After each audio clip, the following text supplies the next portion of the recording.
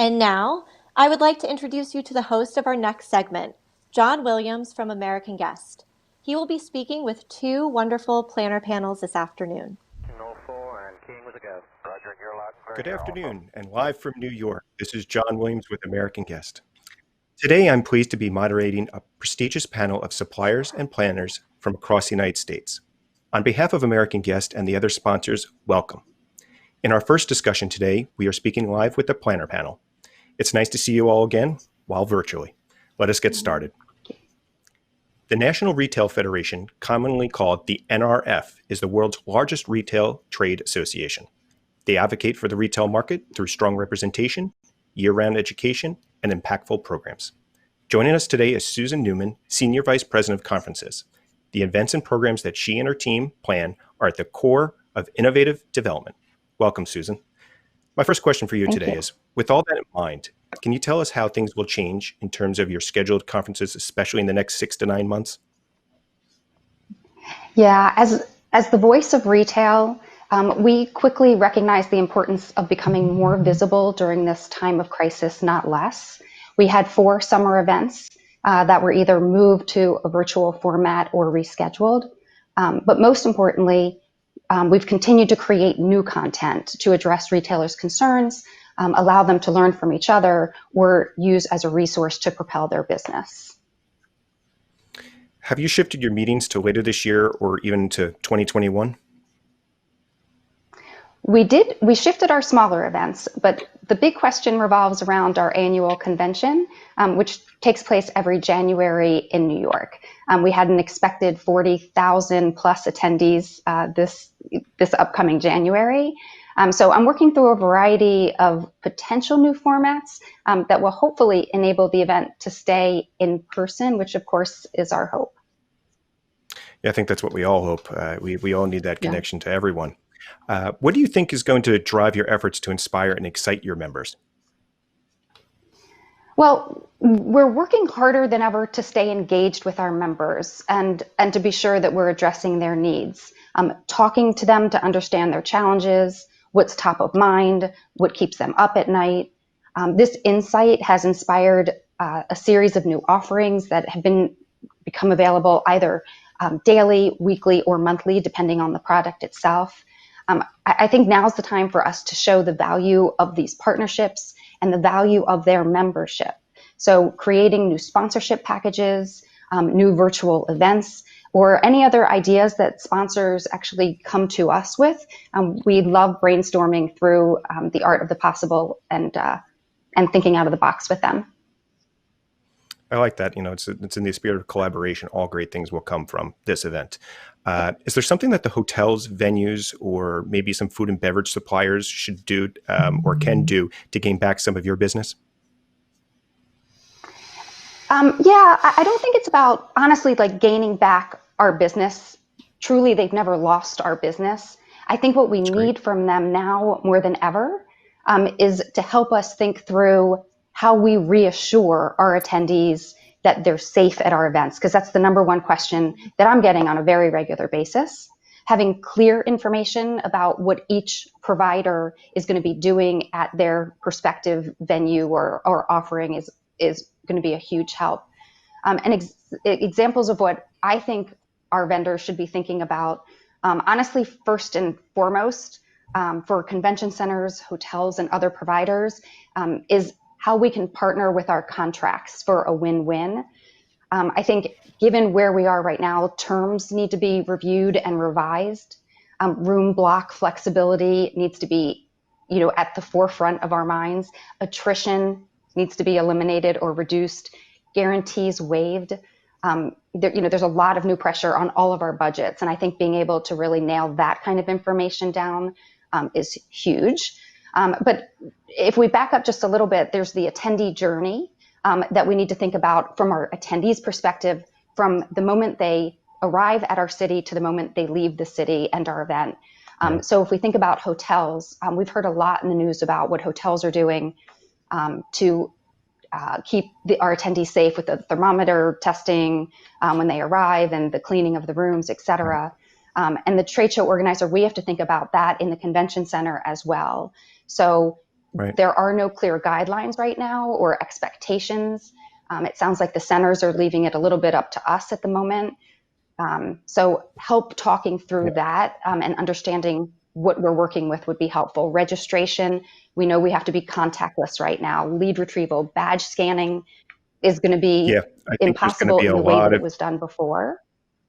yeah, I think you make a lot of good points. It's going to be Um, change, a lot of changes ahead. Um, yeah. Mary, I have a couple of questions for you with a first introduction. Some of the best minds in business suggest that advertising is the gasoline that powers the economic engine. It helps us see the new visions, value creativity, and motivates us to step up and buy out of need, desire, impulse, or all three. To give you a perspective, our next panelist, Mary, is with the McCann World Group, which is a leading advertising company in 100 plus countries. Who better to lead the discussion on planning and advertising than Mary Coleman, Vice President of McCann World Group? Mary, welcome from all of us here at American Guest. Let us get started. With Hi, the John. advertising Thanks for playing such having a me pivotal today. role in restarting the economy, how do you and your team of events experts contribute to that effort? Well, I think, the most pressing question on all event professionals' minds are, what events will look like once lockdowns have been lifted and time goes by. I'm currently located in New York, and we're still experiencing the impact of COVID-19, even as the numbers go Yes, we are. down. And some of the events that I've helped activate in the past were unfortunately canceled or postponed. Uh, some organizations are suspending live events until June or July of 2021. So it's a long time. Some are putting caps on attendees for the future events. However, we all need to adapt with our new normal and figure out innovative solutions to run our Sure. meetings and events. So, moving toward virtual meetings and events is the answer right now that I'm seeing. We're currently using Microsoft Teams live events to push out special talks internally and externally, utilizing the great content and thought leadership that we already have. There are certainly some benefits of hosting virtual events. It's a lot easier to get everyone in the same room at once. And cheaper. budgets are, not an issue. Yeah, and we can still continue those provocative conversations that we've always had. And you don't need to worry about catering coming on time. So, that's always a win. No, you But don't. really what I think is what we're all doing to make the best of these times is just awesome and adapting. I just saw that they're having a virtual fleet week in New York City. So it's totally, if you have the capacity, you could pull it off. Yes, agreed. What do you think is going to be different moving forward for you and the group?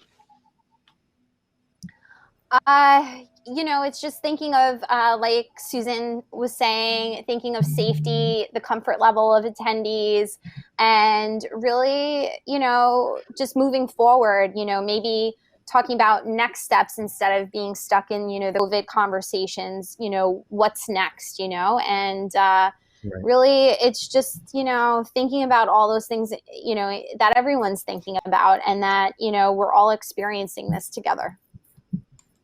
We sure are, and that's one of the reasons we did this today. The NAACP is among the most recognized associations in the world. From its earliest days, it's been at the forefront of efforts toward equality and justice. Gina Lawrence, Director of Event Planning, is here to speak to some of the ways the organization is adapting to this new reality. Welcome, Gina. One of the key topics for you is about your strategy going forward. You help manage a wide variety of meetings, national, regional, local, as some special one-time events. What signs will you be looking for to begin the restart process for meetings and events with the NAACP? So we're looking for a number of signs. One, it'll be a reduction in the number of corona cases that happen in that specific area. As well, we're also looking for the local legislation that will actually allow gatherings of more than 200 plus people. And then lastly, we want to just make sure that we understand, but are also in agreement with the measures that are being taken in order to promote health safety. Yeah, that's the first and foremost of everybody's mind, health and safety. What is, or what sign do you think will tell you that your members are ready to meet again? That's a good question. We plan on doing a survey. We have a monthly monthly call with our unit leaders. We have over 2,200 branches and units all over. So this will be the perfect opportunity for us to Big just numbers. survey them and see how they're feeling at this time and see if they're ready to travel. That's great news, and I wish you luck with that survey, and I hope it's all positive. Is there something that the hotels or venues could do that would jumpstart that recovery for all of you? I don't think that there's actually going to be a jump start to the recovery. I think Okay. one of the biggest things that we'll really be looking for is definitely just the spirit of partnership. We know that we'll have to make some adjustments, but we are looking for basically making sure that we are talking to the leadership in the hotels to see what their plans are to actually host the meeting, to host it safely, but then just really understanding that we're partners in this and we all want the same results. So we'll just really be working towards that together. I think, like you said, and Susan and Mary touched on it, it's all about that partnership. It's all about the cooperation amongst all our organizations today. Thank you very much, Gina. On to our next panelist, Sean Ryan. With the Hello. rich history, S&P Global extends back well over 100 years. Their events team is responsible for a variety of live, virtual, and hybrid meetings. That's where you come in, Sean. With a worldwide clientele across 6 continents, how has the virus affected your event planning efforts? Well, obviously, as they have everybody on the call, Susan, Mary, and Gina, like them, our entire plan was completely disrupted. We've canceled or postponed hundreds of events in a variety of formats. We're working through vendor contracts and venue contracts, like my colleagues on this panel are. I agree with all the comments about partnership. We're looking for that. There's been great flexibility by most of our partners, and we hope that continues. And we've seen, as I'm sure everyone else has experienced, an amazing response to the virtual content. The audience here today is an example. We moved a bunch of our stuff of our analysis in front of our firewall, so folks who might not have previously had access to it now have some access to some content that we've made free. And we've extended that into the events, the virtual events. And similar to my question to Gina, what signs are you looking for when you look to restart your programs? I mean, I'll be honest, we talk a lot about, for large events in particular, maybe even a vaccine. We don't know how much risk we want to take until there's perhaps something like that, although the timelines there will obviously impact our decision making. We will follow a lot of the regional and local response. You mentioned our global footprint. So we actually watched it happen in Asia Pacific, and therefore we're able to learn from the decisions that group made. We have a global events team in all of the different regions. And so they'll open up first, and we expect that we'll learn from them as they engage with their clients there. Obviously, the protocols everybody talked about, the risk management practices of the venues and the vendors, when our clients are ready, and then when our company is ready. We've learned a lot about ourselves as a company. I'm sure the organizations on the call have learned a lot about themselves, and we want to be back in the market when our clients and our colleagues are ready to be there. Although there's a great deal of anxiousness to meet face to face again. Yes, just like we are here today. It's great to see you all. For the immediate future, say the next 6 to 9 months, how do you think you and your team will restructure your programs and events? I mean, we were just talking about it, but do you see anything different for the next 6 to 9 months? No, I mean, I think it's been mentioned, and I think this is actually an opportunity for planners. We're going to test a lot of different technology. We're going to experiment a lot, and we think that this is a good time to do it. And then there's also a lot of forgiveness on the part of the audience if we do something that doesn't work. We think that they'll understand that we're trying to innovate and we're looking. And since I think a couple of the other folks have mentioned, we're going to likely be producing hybrid events in the future. Now's a good time to test technology and see what might stick in the long run. And that's something we're very focused on. Right now, we're almost entirely virtual. We've started to make some distinctions. What's a webinar? What's a virtual meeting? What's a virtual conference? How will we distinguish among those types going forward? Those are the stuff we're thinking about. I think you bring up a good point. What is, and everybody, nobody has that magic ball right now. We've got about 30 seconds left, but Mary, I have one more question for you. Have you seen any first signs of a restart? And if so, how's it looking? Well, in New York, Governor Cuomo amended the orders last week and is now permitting groups of 10 people, provided they're 6 feet apart, and adhering to cleaning, disinfecting protocols, that sort of thing. So little by little, it's starting to open up. I don't know long term, how large of events, but I've heard, now we're starting to hear of graduations being pushed, high school graduations being pushed to July, and social distancing being a part of that. But, you need the space, you need the buy-in and the want to be there, which is sometimes difficult to get external people to want to be there, for some of these events when it's got to hit close to home. So I'm hopeful.